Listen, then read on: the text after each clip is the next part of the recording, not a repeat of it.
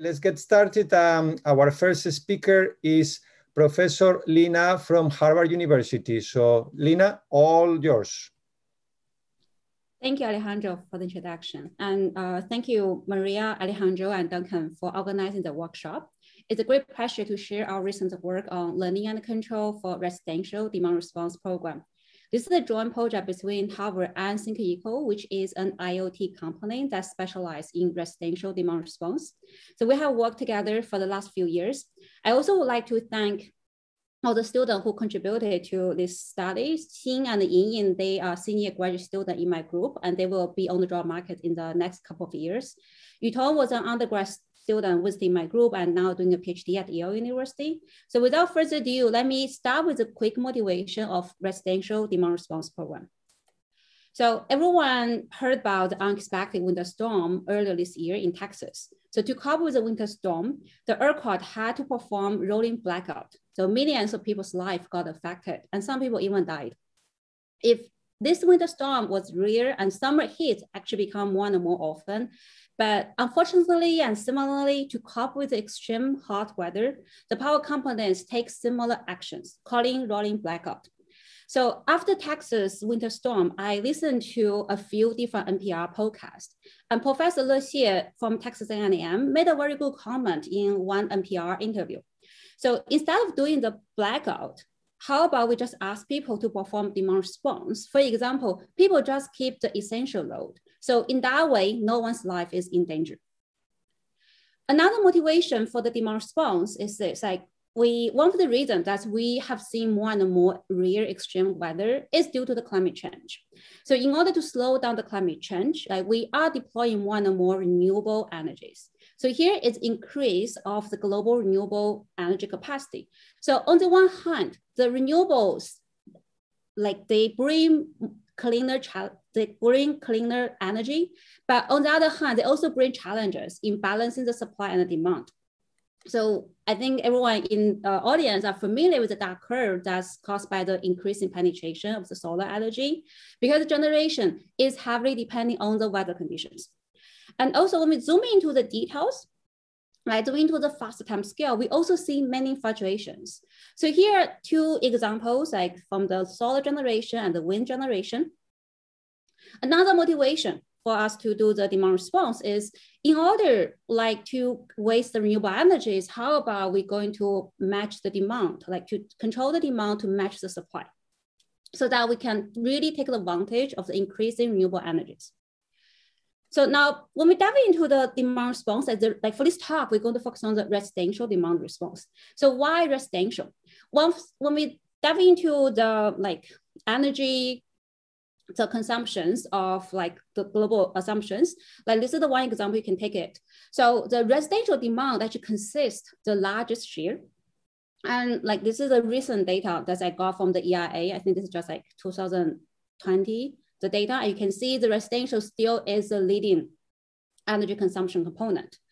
But in contrast, once we look into the demand response program, the residential demand response program from a recent study, a recent data from PJM, is only take 0.03% among all the confirmed DR registration in the 2020 to 2021 years. So definitely part of the reason I think the data is due to the pandemic, because everyone is working at home. So it's very hard to ask people to it's hard to provide enough flexibility to really change the demand response, to really change the load. But so if you even trace back, I think every year PJM had a report. So the data is only slightly better, even before the pandemic. And the question is, what's happening? Why? Why is so hard to call in the residential demand response program? So in the past decade, they actually had a lot, many residential DR pilot studies that were performed at different locations. And this is some examples I just grabbed from the news I've been reading. And this is also examples about the smart devices. If you go to the Home Depot these days, you will see different kind of smart plugs and smart AC and some other smart appliances. And there are also different startups trying to making the residential demand response program better and easier. So from all the studies, I would like to say we are making slow progresses, we are making progresses, especially understanding the residential users' reaction, but still it's very challenging. I would like to say one of the major challenges I want to highlight is it's really, really hard to get customer to participate. Like, and me, like the Harvard and Think Eco, I've been working together like for few years of the pilot study. I think every time our discussion is centered around how can we making sure encourage users to participate into our program, and then how can we keep the customer stay in the program. And that's always like the most difficult part. And the reason being, then you ask like, why, what's happening? So there's a lot of news we can find online, like the smart meters, smart devices, not really helping much on the residential demand response program. Like there's like some studies behind it. And here I want to show some recent survey that did by the California Energy Commission. So from this survey, like the one good news, a majority of users are really interested into having the smart device monitor the real-time energy use. So this is good. But then once you look at the next question, so the only like 11% of users, they actually own some device. I mean, just like one device, not need to be like all the devices. Just like one device to monitor some real energy use is only a small percentage. And then when you dive into more details, like what do you like if you have a smart device? I think there's some consistency among the survey. It says people want the device to be very easy to use, very easy to install. It can monitor the energy like use in real time. Even probably I'm not going to look at the energy use every day, but I would like have that capability. And then regarding the automation of the home, right? I want the device just do his own job. And like, I don't have much energy and the time to check in the data, like to change my action like every day. So I want to use in those kinds of discussion to motivate it. The thing I want to say is for the residential DR, it's very different from the commercial, the industry, the manufacturing. The residential users like the usually people, even like me, so even I have the capability to do some computation, but I would like my device to just take in the action if they need. Like the direct load control is the program I will prefer, but then I would like the direct load control can also take into some account of my personal comfort or some other issues. So this is kind of the major goal of our joint study. Like how can we really design a demand response program so that it's easy for the user to use, like to participate, but then also achieve the goal I was putting at the beginning. I want to like shave the peak or I want to match the supply. Can I do it? So the one, now come back to the technical challenges. So as you can see, I would like pushing all the technical difficulty to the utility company or to the aggregator side. But then from the aggregator side, so this is like real data from our like study. So every year for this type of data, it will be similarly. So we measure the room temperature, like it's a minutes level of measurement. And we also have the outdoor temperature from the weather station. So this is like 100 users. I just grabbed 100 user data here. So first I want to highlight, like from the 100 users, look at the day one. What I want to say is this: different people have different preferences. And for those preferences, from the real data measurement, I kind of know the target, but I don't know why. What's the, like why people would set the temperature preference in that way and why it's changed. And when I say it's changed, why I'm saying it, this is like 2 days of the same customers. From the color, like the color means the temperature, the target temperature point that the user set. So you look at here, at a different day, the users have different preferences at the same time. Like what's happening, why? So those are the uncertainties that aggregator is facing. So like now, driven by those kind of big challenges, we ask like, what can we do? So like for this one, like I'm not going to talk about the like power flow, the power engineering part. Let's just focusing on the user side. So for the user side, when we like talking about what the starting point, so since we already have a lot of historical data, and once the customer hook up one device, it's already sending real-time measurement. So based on the like the data I got even before I perform any DR event, I can do a lot of offline learning. When I say offline learning, means like I can do analysis before I perform DR event to understand what's happening and like what's the model that people have. And after that, so there's some other issue like regarding about whether the person will stay in the DR event or opt out. Like that's a huge uncertainty. Even I would like to say as a customer myself, I don't know what exactly the trigger will trigger me to opt out the program, right? So for this part, we're going to do some online learning to figure out how can we deal with opt-out uncertainties. And eventually, like even I'm not going to talk about power network engineering, but we are dealing with the electricity appliances. So we need to kind of like follow the dynamics that the AC has, like the temperature is really the trigger for people to opt out the program. So how can we really like mapping the power consumption that's here for the demand response program with the temperature, that's the temperature comfort that's the user really care about. So like in this talk, I will roughly touch the three part. I'm going to say how we can combine the both offline learning and online learning to design an implementable DR program. So to do that, I'm going to give you a little bit more background about the DR pilot study that we have been focusing on. So I think different pilot study will have slightly different framework. So this is a framework like based on the direct load control by using the smart device. So like from this framework, so this thing people have been doing, we have a lot of studies like in the Northeast side, like in the New England side. So the ThinkEco will dispatch the smart devices to users. And for users who don't have smart AC at home, then they can have the smart AC device as a smart plug-in. It can control the power consumption. It can change the cycling rate of the AC. It can measure the temperature. And the signal, like you can hook up your smartphone with the signal. And the signal at every time, at the real time, it will send in the data back to the ThinkEco data center.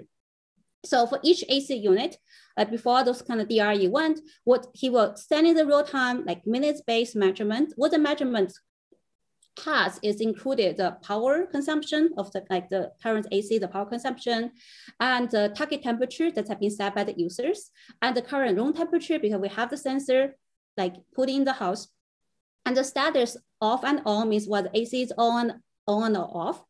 And the last component means whether the person's like this device is connected with the ThinkEco data center. And even for that one, to encourage users to keep sending data back is also challenging. So this is like before the DR event. Once the DR event happening, so this is the one type of DR event we tried. So for the DR event, you can do like the control action is quite simple. It just offset the target temperature. And like putting this extreme case, and in reality, they tried that. They offset the temperature by 7 degrees and to see whether people will stay in the program or about the program. And for the user side, like as a user, I want the program to be simple. But one thing I really want is I still want the ultimate controllability for my side. What does it mean? Like if I feel like extremely hot, or like if I just feel unhappy, I would like to opt out. So the user has opt out like option all the time. Like he can opt out either the entire DR program over the summer, or he can just opt out the current DR event. So he can opt out, has opt out option, or he can decide to stay in. If he stay in, there are different incentive, and we try different incentive scheme to understand like what kind of incentive scheme will be good. But then there's also budget limit that is constrained by the utility company. If they're too expensive, they rather not going to do the DR, going to do some other options. So this is the overall framework we have, and you can see roughly what the data structure we have. And so first question, we look at those offline data, we want to know like, what can we really learn offline? So this is the like room temperature. Like we first just look at, like we have the entire summer of the indoor temperature, power consumption. And you can look at here, like, so something is actually very easy to see the pattern from the data is we can understand roughly the AC operation pattern. I will show some example later. And because we have all those indoor temperature, outdoor temperature, we can also understand the thermodynamic model. We try different kind of regression to see which one can give us better result. And we can like group the customer, like to separate them to different groups to understand their target temperature preference. Like that's kind of means their temperature comfort. And also from the on and off pattern, we can also kind of estimate the occupancy of the house. And there's the other thing, like ultimately I said, the big uncertainty is the opt out or stay in pattern from the users. So we can try to like at high level understand like what kind of factors will really be relevant to the opt out based on the data we have. So there's a lot of limitation when we doing the data. Some data we cannot really access, like, especially for the privacy data. So this, but we can have some like this type of technical power engineering type of data. So based on this data, what we can do? As I said, I'm going to show you some examples. So first, I think this from mathematical point of view, I like this conclusion. So we just like put in the AC power consumption data like into that and just do like plot them. It naturally has this kind of like Bernoulli distribution pattern. Like, so what is like, if, so the AC, right, once it's on, even you have a different pattern about like high, medium, low, we can see it's centered around a certain kind of high region, like the capacity between like around 80%. And once the AC is not like really, the fan is not turned on, so it's going like in the resting. So you can see the fan has another distribution, and then the rest means it's like not like really not turned on. So even for the individual AC, it still follows similar pattern. And this is, I would say it's interesting, but definitely not surprising, because AC, like from the mechanical electrical engineering design, so it's kind of naturally had this pattern. But it's a good news for me while trying to design the user behavior model. When I try to abstract, I can kind of go ahead with some Bernoulli distribution assumption and to think about what kind of the power dispatching or control algorithm we can have. So this is one like good news from the data we analyze. And another good news is about the summer model. So for the summer model, like what the summer model here means, because we have the outside room temperature, we have indoor room temperature, and we also have the person's like target temperature and energy consumption. So one thing we can learn the thermodynamical model. For the thermodynamical model, we just treat the indoor temperature as the state and go ahead to learn the dynamics. And for the dynamics, like we try the linear regression. Even for the linear regression, it's not bad. Like by just using some like length of historical data, like 5 days, and we can roughly predict the temperature within like 1 degree error set. And if we go ahead using more complicated model, for example, doing the Gaussian regression, for the like by choosing the kernels, the right kernels, and we are able to further improving the regression, the prediction accuracy. So this is the like good news, because like since everyone, I think the most important component is going to be the temperature comfort. But using this one, we can estimate if I change the AC consumption, what's going to happen for the indoor temperature, and then try to making sure my control is not too aggressive. So this is one. And another interesting thing is here. So this is what we had users stay in the program all the time. We have users like to opt out almost every DR event. So we put in the 2 users who took class. We just like kind of plot the histogram of their AC. Like this one plot is the AC capacity, and the other one is the AC power distribution. And from the color, the conclusion is here. So the people who tend to opt out program, they tend to use higher AC power consumption during the normal days. And I would like, once we have the conclusion, then we can like go back to, hey, what the intuitive explanation for it? I would say this kind of intuitive for the people who really have a strong AC, like bigger AC, and for the people who like putting their target temperature always low, those people are very sensitive to the high temperature. So then once we offset the temperature, not in a careful way, then it's easy for them to opt out the program. But then this factor, like I'm showing this as the examples of some like conclusion we can have from the offline learning that can help us to design our DR learning, the real DR learning algorithm. So this actually tells us that if I'm going to design to like estimate the people's opt-out, so I can put in this AC capacity or AC power as one factor that will affect opt-out probability. So I will show later like how those factors come into play together to determine the learning program. So this is roughly was the offline learning we tried. There are some others. I'm showing the positive result. They also like the data is actually very messy. We would like to have more conclusions, but some other conclusion is very hard to find. Like so statistically, it's not as significant as the data I show you to here for this 3 pattern.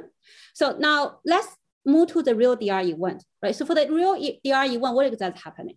So the DR event we have been doing is performing this way. So like if I know the next day is extremely hot, so then the day before, so the load service entity typically is a utility company like the ThinkEco, who is performing the DR.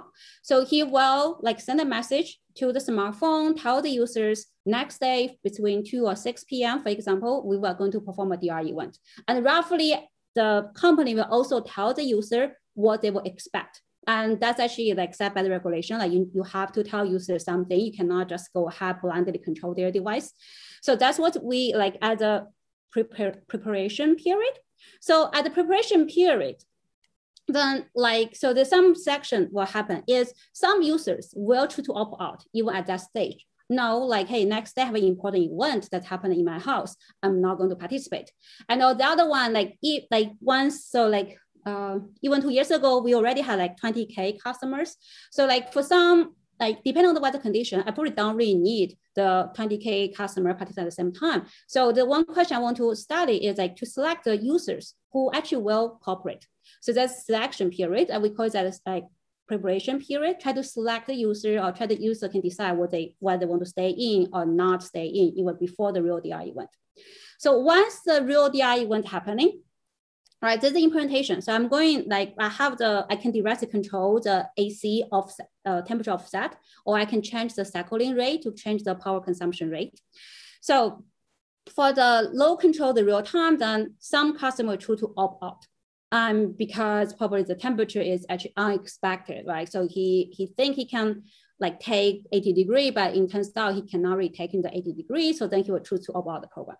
So this is the DR event, for one DR event that we have been always following. So like the multiple reasons why we need a 2 period, especially as I mentioned, the regulation, the utility company has the regulation for us, like what we can really perform under their framework.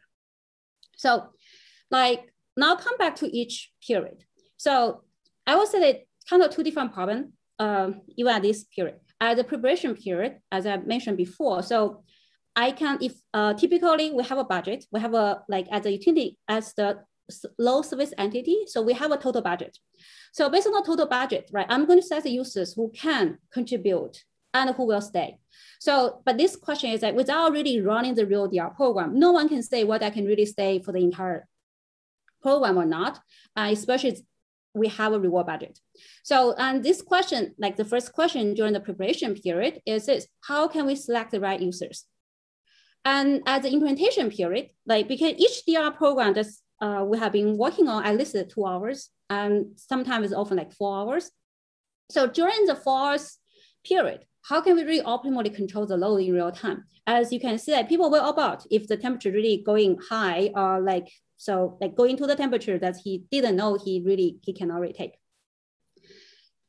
So this is the 2 questions. And for the talk, I will first talk about selection. And for the selection, I'm just kind of focusing on the online banded learning framework to talk about. And the last component is actually going to put in all the offline learning and the online learning methods we have been designed to talk about how can we really control the load in real time and to handle the uncertainty from the customer. As I said, all the major uncertainty is coming from the user's opt-out behavior. And we don't know, also the users probably don't know. So what we can do. Now let's dive into the opt-out probability. So what factors will really determine the person's opt-out? And I like this problem because I'm also a residential user. I can also think about myself, right? What will matter? And I also ask my friends. So for the individual, I'm putting this 2 different clusters, there's the individual preference, right? Different people are different. And depending on the age, education, the household size, and even the attitude toward the climate change, the energy saving. And there's some common factors, everyone is sensitive to the temperature and the reward. People have a different preference of the reward, but the reward will definitely help. And the electricity price also is a factor, and the weather conditions like the humidity, right? So that's well affecting the people's opt-out behavior. And you can see, especially for the environmental factor, it's time varying. It's not going to be fixed, right? I cannot just say this person is going to be 50%, that person is going to be 90%. It's going to be changed. So that's putting additional difficulty in the learning, is that we're going to learn a time sequencing, and how can we do it? So from the DR event, what's happening is this. At the utility company, he can get in the information he has, right? Individual, nothing preference, individual information he can get when the user registers in the program. And the environmental factors that as I showed you, we can do offline learning, and we can also get in the data from the weather condition. We roughly know what's going on, right? Also from the ISO, what's the price, all this information. So the low service entity will use the information then to perform the decision making to select the users. And once he selects the users, the next day perform the DR event to observe the outcome. Once he observed the outcome, he can update, right? Let me change my model about how the environmental factor affecting the users. So like this is the online learning and decision-making, like it's a feedback loop. So they actually, a lot of work have been done in similar framework. So this is like just an incomplete literary review. And something I want to highlight this. So the time-varying environmental factors are often kind of neglected in those like papers. And I think that multiple reasons, even initially we had a paper like not reconsider a lot of complicated things just to making sure the idea is clear. And they also like price-based DR. And but for here, that we're going to do the incentive-based DR, and we're going to do the direct load control. So what's the online learning framework we're going to use? So it's like contextual multi-arm bandit. So this is one we're going to use. So what's the bandit one? Some of you familiar is, so a person going to casino place, he needs to select the arm, and each arm will give him profit. And he needs to observe the reward, and then based on the observation, then to like change the selection. And contextual bandit means he can have some additional information that's mapping to the machine. Like I roughly can tell you like different machine have different type, but then he needs to figure out the connection. So similarly for demand response program, so what are we going to have? Like we have users and we observe the response, and then we can change our selection. And we also have information of the users. So we know the information of the user will map with the like action that the user going to take, but we need to figure out what's the connection. So for the problem, let me dive into a little bit more details, how we're going to model it. We have aggregator, we have users, and like consider each DRE1 as one-time T. So the bilinear random action, so we're going like as a, it's kind of balloon, like kind of motivated by the Bernoulli distribution from the AC model, right? So going to have a like stay in probability that's defined by the PI. And as an aggregator, what he's going to do, like I'm going to pick, I have a budget, I mentioned budget given by the utility company. So I'm going to select the users to maximize the, like here, I'm trying to maximize expected load reduction. And there's a big uncertainty is I don't know about probability, and about probability will be changed according to the environmental factors. So then how to model it? As the probability factor, as I put in here, so is not going to be like just a like stationary number, right? It's going to depending on the information that being changed, like depending on the environment. So here we take the logistic model, and there are multiple reasons we choose the logistic model. But for this one, the logistic model here, we have the personal weight that is unknown, we need to learn. And then the X stands for the individual information and also environmental factors that I mentioned before. So the difficulty is how to learn the parameter theta I for each user. So like we're using the Thompson sampling because Thompson sampling has both good theoretical performance and also has good empirical like performance. So this is roughly how the Thompson sampling has been performed. It's actually like one of the Bayesian learning method, but we don't know the theta I. So I'm going to assume the theta I is from a like satisfy certain kind of probability distribution. We took the Gaussian as a distribution. You can also replace that one with other probability distribution. So first, try to do the random sample from the probability distribution. And so I using the theta hat. So that theta hat is the one I'm going to predict the stay-in probability or about probability. By having the PI available, so then I can just go ahead to solve this problem. And this problem is just a bilinear optimization problem. And for this problem, it's actually not hard to solve. It's just like between 0 and 1 and like linear constraint. So once I take in the action, I observe. So once I observe, I use the new information to update my posterior distribution of the theta. To update the posterior distribution, there's like because the Gaussian distribution is not closed under the Bayesian update. So we're using the variation Bayesian inference approach by this paper. So just keep going, perform this procedure. And as I mentioned, it has a good theoretical guarantee and also empirical performance. So we try to check if the performance, let me see what I can move my mouse here. So this is my expected reward function. So my expected reward function, like if I know the true theta I, then what's going to happen. So the regret is defined. If I know my true information, what I can have, like the optimal point or optimal value for my aggregation problem. And then this is like, since I don't know, I have the learning in the loop. So what's the regret? What's the performance I will have? The regret is just like compare the difference. And the Bayesian regret, because we assuming the theta kind of from some distribution. And so what's the like expected regret by using from that sample distribution?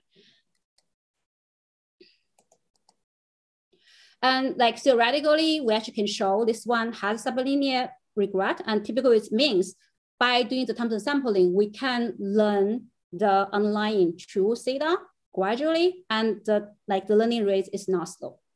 Like from here, you can see the simulation study we did. So we compare our method, which adds a context, and the context means the environmental factors, individual information, compare with the Thompson sampling, that's right, the vanilla Thompson sampling, don't use any additional information. So by having the additional information, you can look at here, the regret is much better. And decreasing rate initially is actually quite fast. It's faster than the theoretical guarantee. So this is about the preparation period. For the next 10 minutes, I'm going to show you because those still kind of abstract model, but you can see the abstract model is kind of guided by our offline learning conclusions. So now in real time, now we're facing the problem. What exactly we should really do to control the AC devices? If we not really design the action carefully, people are going to opt out. And for this one, we're going to combine the offline online learning method we have been talking about before. So what do I mean by that? Now we really need to zoom into the appliance, the user model. So we focus on the AC as appliance that we are controlling. So for the user model, what we'll have, so this is the one DR event.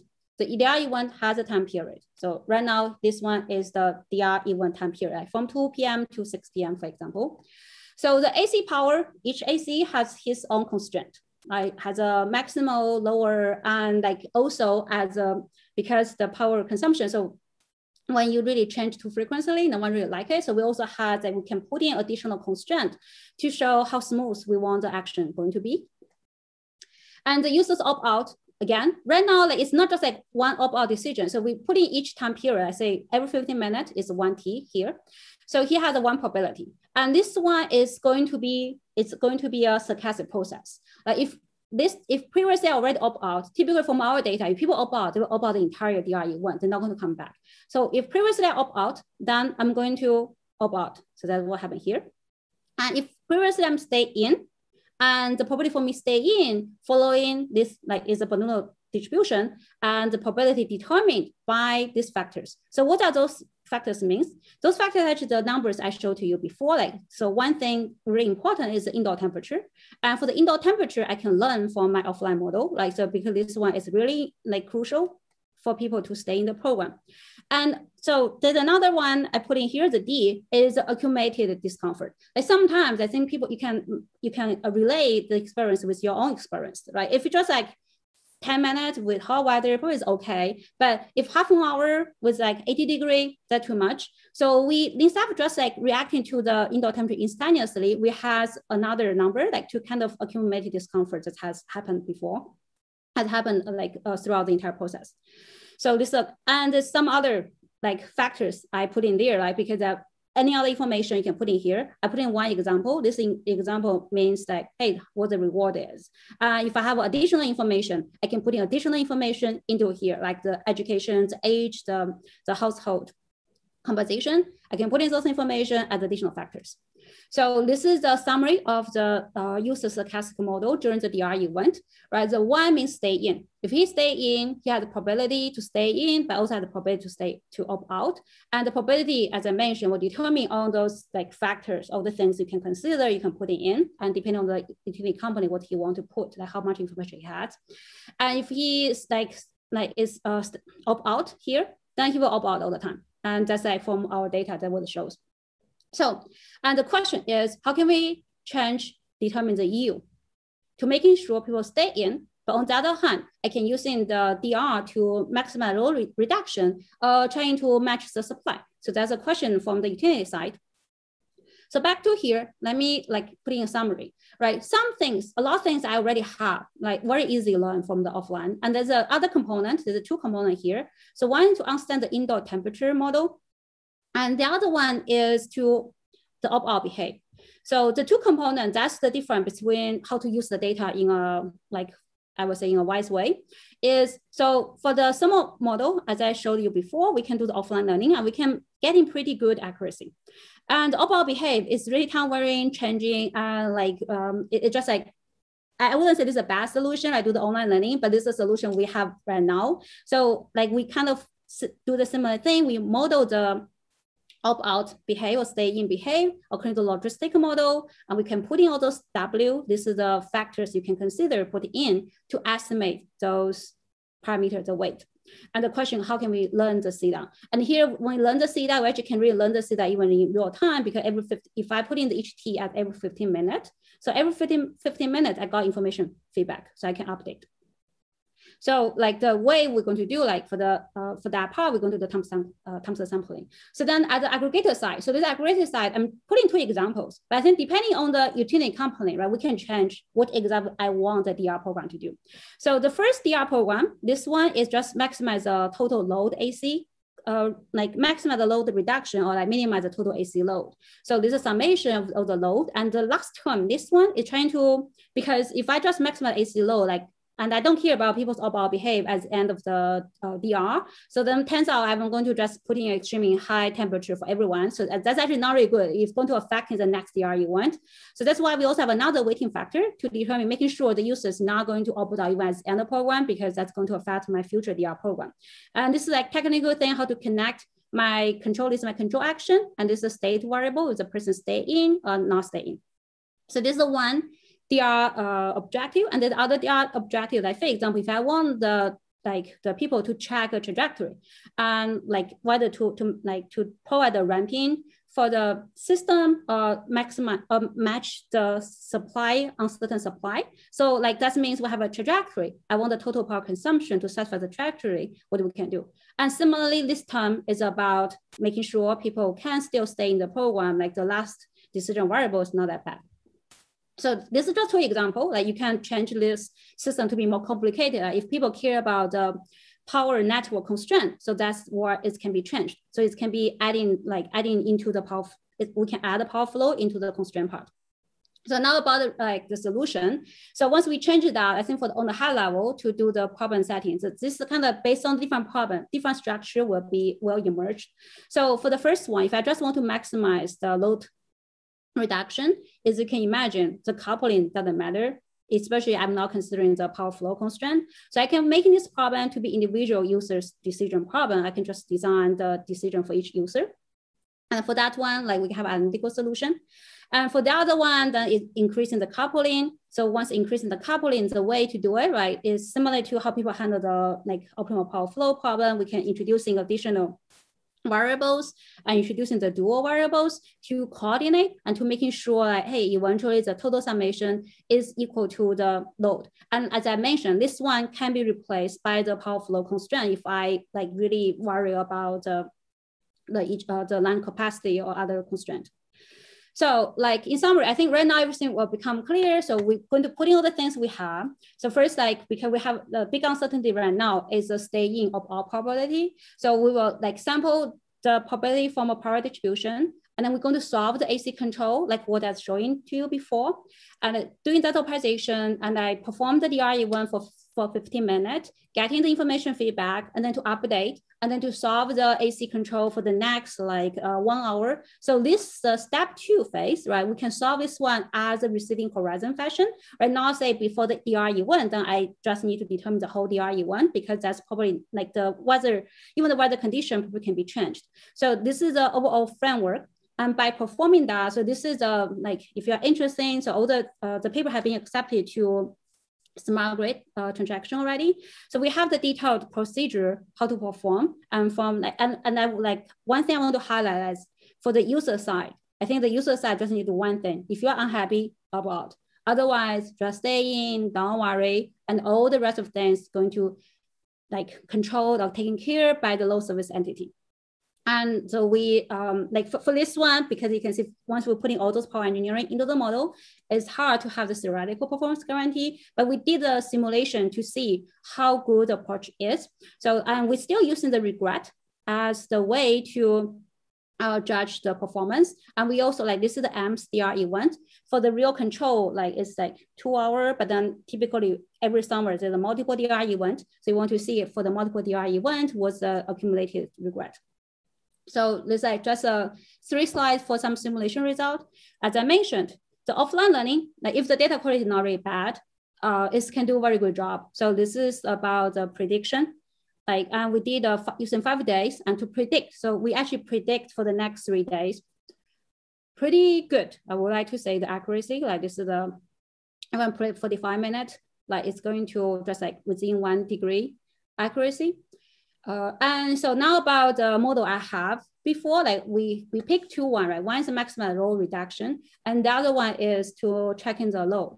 So for the maximize the load reduction, so this is we showed for the individual AC how it's going to be look like, what's happening. Like it's not going to be straight. And this is, look at here, the indoor temperature at the end that will go higher, and that's because we didn't put in very high weighting variable for people to stay in. So then the algorithm itself will just like go ahead to put in really high temperature because I want to maximize the reduction. But we can tune in that weight to making even the ending temperature not going too high crazily.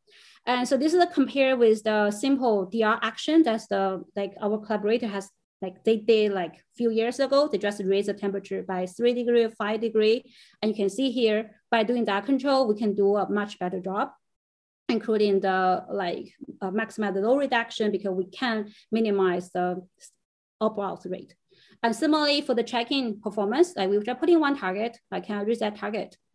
And by doing our algorithm. So the distribution solution, because the whole problem is not going to be convex, but when we still perform the distributed solution, it's performed pretty well. Like it's gradually going to match the objective we have. And the convergence rates is, to me, is surprisingly better than what I expected. Like just before performance, you can do two-way communication between the load service entity and the users. And just like within 50 steps, it can go to a very good action. And the learning performance is pretty good as well. So with that, I almost closed like my talk. So in here, so in the past few years, when we combine all the learning together, it's actually there's a lot of struggling phase, especially the data quality and what we can do. What we can do, in the talk I mentioned about the user participation part, but there's also another constraint is the policy. So when we do those pilot studies, so there is like utility company and like our collaborator with a third company contractor. So they need to negotiate a lot of terms, what we are able to do for the customer, because utility want to protect, right? You can't make the program too complicated. You need to take care of the privacy or different concerns. So that's like eventually, so for the like real-time control of the residential DR. So we had the algorithm finished this year, and there's some plan where we plan to just perform the control algorithm with develop on the real study and to get even more data feeding back to see the performance. With that, I would like to thank every audience. And if I have questions, I guess the question is going to be during the panel. Thank you. Thank you, Lina. This was great. Well, I guess we have time for a couple of questions. I have a question myself. In one of the earlier slides, you show a thermal model. And that you said you were going to use a Gaussian process regression to estimate the model. But the model you showed was parametric. If I recall correctly, it was linear model and with a couple of parameters, K and eta. So my question is, are you running the Gaussian regression model to estimate the parameters? Also, so the Gaussian regression is on the estimation or on the whole input-output mapping? Okay, so I think your question about the thermodynamical model, right? That's one we had a Gaussian process. So that's one we are just assuming like the indoor temperature, like ST plus 1 is equal F ST, that one. So that one is a Gaussian model. So the input, like it's similar to the dynamical model when you run, like, so I have my card, like, so predicted ST to predict the future ST plus 1. But that prediction is through the Gaussian process model. Right, but this is the function f that what you are estimating, right, with the Gaussian process? Because in the same slide you have a parametric model. It was actually a linear model with 2 parameters k and eta. So that was two models. Yeah, we tried two models. Yeah, we tried to compare the difference to see whether we have a much benefit by go to a more complicated model, because linear regression is always easy to use. Yeah, there's the two models. I see. So they got it now. Okay, very good. Okay, thank you. Great. There is another question in the chat about the Bernoulli model of AC, actually of inverter AC, and how should non-inverter AC affect the control? If I guess the question is if they are using, if the AC systems are using some power electronics, and what happens when the AC is not based on power electronics. I'm not sure you. Yeah, that's a good question. So let me see. For the data, the one I showed at the Bernoulli is the plot. So that's from the 2016 to 17, and that's really about the window AC. So they kind of being the similarly. And then right now, I think for other new data like last year, so we did some other analysis. So the thermodynamic model itself, this is some other interesting thing. I'll put it this way. So if you can, for the final optimal control algorithm we have there, right? There's only one thing make assumption is a stay in and opt out. And that's why we can like stay in with the probability and then say out is a 1 minus P. So that's the only one assumption we made. And for that assumption, like it's not really highly depending on the like inverter-based AC. So that's why we actually didn't really use that too much in our final real-time control for the complicated power engineering, because we really model the thermodynamics. I hope that's kind of answer the question. Yeah. The simple one we made, but then eventually we adding back all those power engineering consumptions into that. But the one assumption we made, just open out, like stay in, opt out is like one probability. So that's the one assumption we made. But roughly, I think that one is actually like good because from the data we have been observing, people just like opt out, they always opt out. And stay in, there's like probability, well, stay in and opt out, and we add in the contextual one. So that's like helping to improve the model. Yeah. Okay. Thank you. Sounds good. Thank you, Lina.